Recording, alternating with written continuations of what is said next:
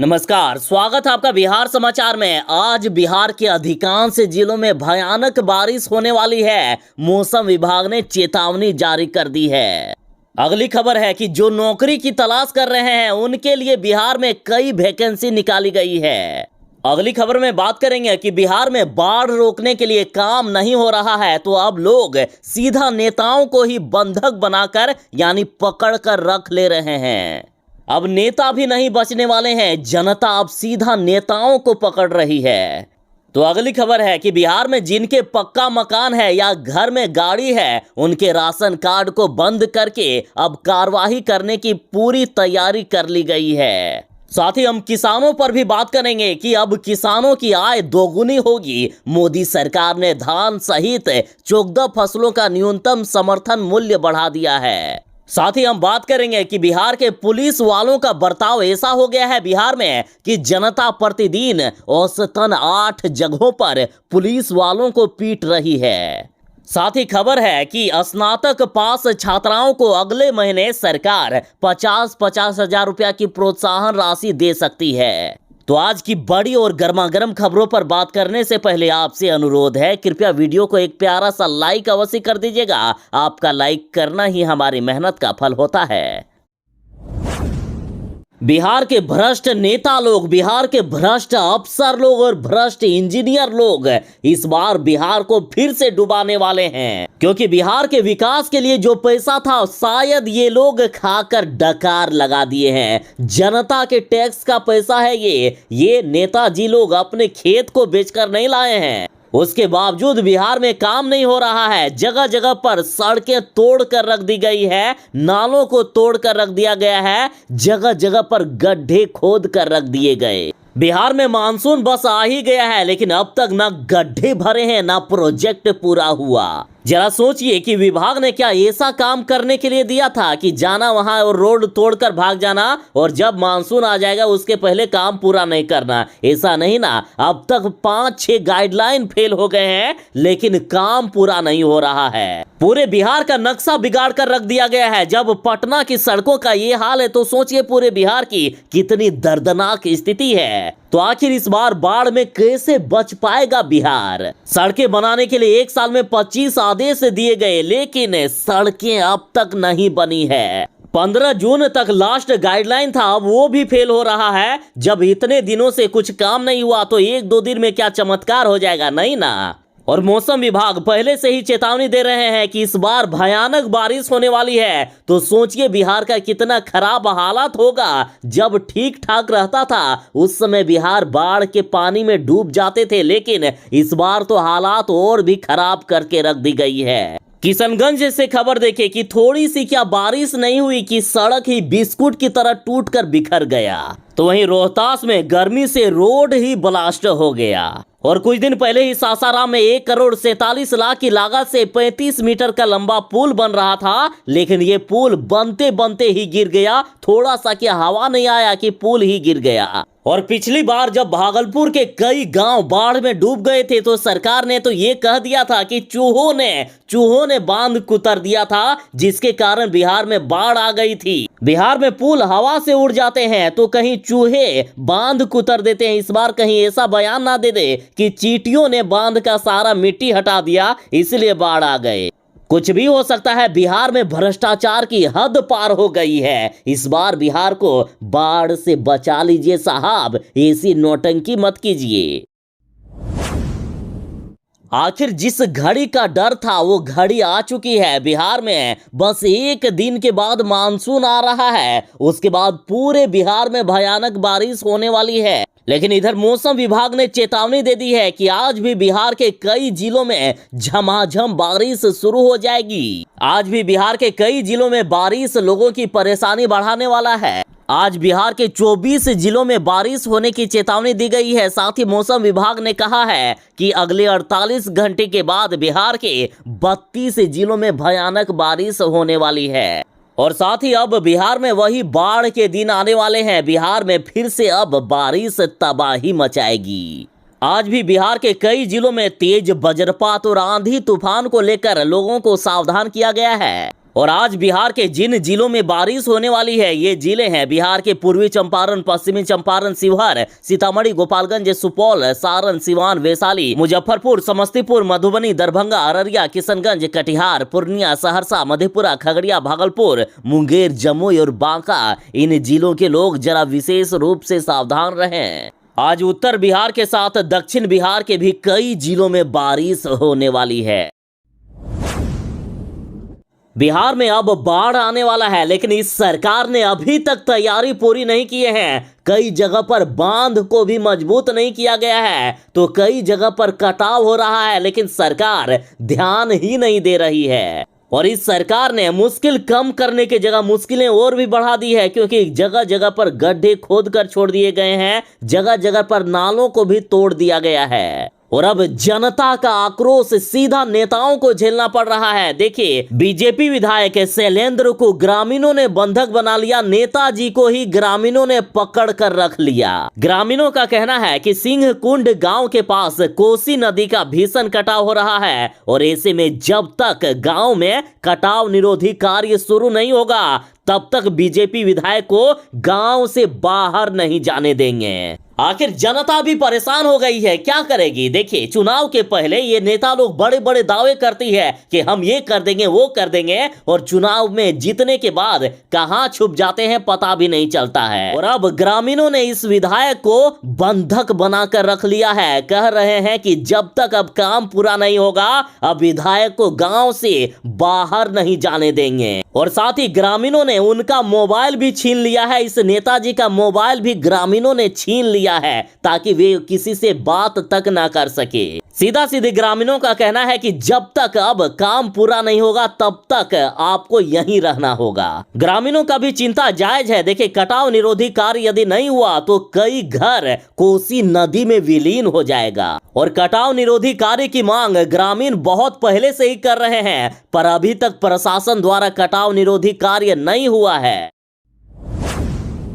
जो नौकरी की तलाश कर रहे हैं, रोजगार की तलाश कर रहे हैं, उनके लिए बड़ी खबर है। रेलवे में नौकरी करने का सुनहरा अवसर है। बिहार के 28 स्टेशनों पर रोजगार का मौका मिल रहा है। यदि आप रेलवे में टिकट काटने का नौकरी करना चाहते हैं तो आपके लिए बहुत ही बड़ी खबर है। यदि आप 10वीं पास हैं और आपकी उम्र यदि 18 साल से ज्यादा है, तो आप इसके लिए अप्लाई कर सकते हैं। 5 जुलाई तक आवेदन करने की अंतिम तिथि है। बिहार के 10 जिलों के 28 स्टेशनों पर टिकट बुकिंग के लिए युवकों को बहाल किया जाएगा, और इन स्टेशनों पर कमीशन बेस पर, देखिए, कमीशन बेस पर जनसाधारण टिकट बुकिंग सेवक यानी JTBS का चयन किया जाएगा। इसमें कोई फिक्स सैलरी नहीं है। आप चाहें जितना चाहें उतना कमा सकते हैं। आप जितना ज्यादा टिकट काटेंगे, मतलब जितना स्टेशन में भीड़ होगा, आपकी सैलरी उतनी बढ़ती जाएगी, क्योंकि जितना टिकट काटेंगे उसके अनुसार से आपको कमीशन मिलेगा। आप ये भी जान लीजिए कि कौन कौन स्टेशनों में नौकरी लग सकती है। तो देखिए, जानकारी के अनुसार समस्तीपुर, दरभंगा, सहरसा, रक्सौल, बापूधाम, मोतिहारी, जयनगर, सीतामढ़ी, बेतिया, मधुबनी, नरकटियागंज, जनकपुर रोड, दोरम, मधेपुरा, सुपौल, झांझरपुर, रूसेरा घाट, सिमरी, बख्तियारपुर, चकिया, सगोली, बगहा, बेरगनिया, लहरियासराय, हरिनगर, बनमनखी, सकरी, पूर्णिया कोट, मुरलीगंज, हसनपुर रोड एवं मोतीपुर स्टेशन में आपको नौकरी लग सकती है। और अभी फिलहाल 3 सालों के लिए नौकरी दिया जाएगा, और बाद में इसे और भी बढ़ाया जा सकता है। और आवेदन ऑनलाइन नहीं होगा बल्कि ऑफलाइन होगा। तो कैसे आवेदन करना है, इन सारी की जानकारी के लिए वीडियो के डिस्क्रिप्शन में लिंक दे दिया जाएगा, उसमें क्लिक करें।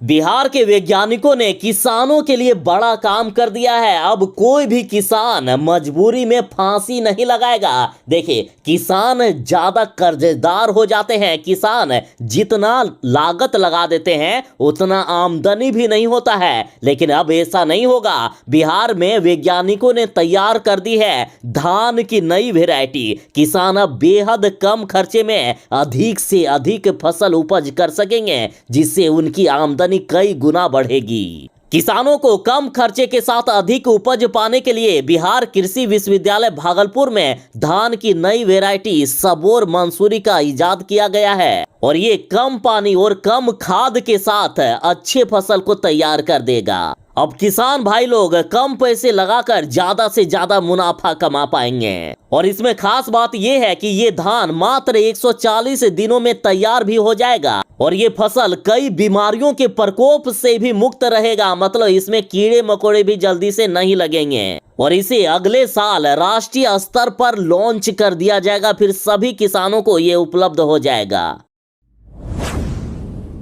बिहार सरकार ने बड़ा ऐलान कर दिया है। बिहार सरकार किसानों को फ्री में बिजली देने वाली है। अब किसानों को बारिश का इंतजार सिंचाई के लिए नहीं करना पड़ेगा। फिलहाल ये बक्सर से खबर है, लेकिन बिहार के अन्य जिलों में भी ये योजना चलाई जा सकती है। सरकार किसानों को आर्थिक बोझ से उबारने के लिए और अधिक से अधिक अन्न का उत्पादन करने के लिए सरकार कृषि फीडर के माध्यम से किसानों के खेतों तक फ्री में बिजली उपलब्ध करा रही है और प्रखंड स्तर पर शिविर लगाकर किसानों को फ्री में बिजली का कनेक्शन दिया जाएगा। और जुलाई माह तक जिले के तकरीबन 100 से भी अधिक किसानों को विद्युत का कनेक्शन दिया जाएगा। कृषि फीडर के लिए अलग से बिजली का पोल गाड़ कर तार खींचे गए हैं। यानी बक्सर में किसानों को अब सिंचाई करने के लिए फ्री में बिजली का कनेक्शन उनके खेतों तक पहुंचा दिया जाएगा, जिससे किसान कम लागत में ज्यादा से ज्यादा फसल उपजा सकेंगे। और इस जिले के 100 से ज्यादा गांवों को चिन्हित किया गया है और बाकी जिलों में भी ये योजना चलाई जा सकती है।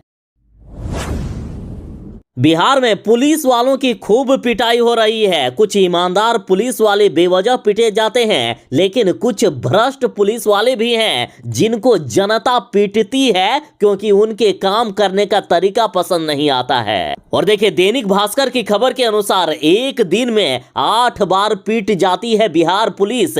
जनवरी के 31 दिन में 374 बार पुलिस वालों की पिटाई हुई है। बिहार में कई ऐसे मामले देखे गए हैं जिससे लगता है कि बिहार में पुलिस की पिटाई अब आम बात हो गई है। और आंकड़ों के मुताबिक प्रदेश में रोजाना औसतन 8 जगह पर पुलिस वालों की पिटाई होती है। जनवरी से लेकर मई तक 151 दिन में बिहार पुलिस पर 1297 बार हमला हुआ है। और पुलिस की पिटाई की कई बड़ी वजह भी है, जैसे आम लोगों के साथ फ्रेंडली नहीं होना और भाषा का अमर्यादित होना। मतलब पुलिस वाले इस तरह से अहंकार में बात करते हैं कि जनता उन्हें पीटने पर मजबूर हो जाती है। अगली वजह बताया गया है कि मामलों की सुनवाई करने के बजाय टालते रहना। अगला बताया गया है कि हर काम के बदले दाम की उपेक्षा करना। अगला वजह है कि प्रभावशाली लोगों या राजनीतिक दबाव में काम करना। अगला वजह है कि पुलिस के खिलाफ शिकायत पर अफसरों का गंभीर नहीं होना।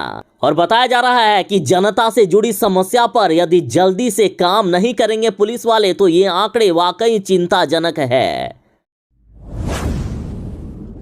लालू प्रसाद यादव जी को उनके जन्मदिन पर जनता ने असीम प्यार दिया, साथ ही उनके लंबे जीवन की कामना की। और अब लालू प्रसाद यादव जी ने धन्यवाद नोट जारी किया है। लालू प्रसाद यादव जी ने कहा कि प्यारे दोस्तों, कि मैं लड़ता रहा जीवन भर न्याय के लिए, अब समय आ गया है कि तुम उठो और तुम भी लड़ो। लालू यादव बोले कि आज यही कहना चाहता हूं कि संसाधनों की कमी से नहीं, मजबूत इरादों की कमी से न्याय की भावना को नुकसान पहुंचता है। इसलिए मैं देश और बिहार की जनता से आह्वान करता हूं कि इरादों को मजबूत करो, सांप्रदायिक व असमानता के विरुद्ध मुखर आवाज बनो, अन्याय से लड़ो, बराबरी के लिए लड़ो, ताकि हर गरीब वंचित शोषित को हम न्याय दिला सके, उन्हें तरक्की के रास्ते पर आगे बढ़ा सके, क्योंकि देश इन्हीं के साथ आगे बढ़ेगा। इनकी आवाज जितनी सशक्त होगी देश भी उतना विकसित होगा।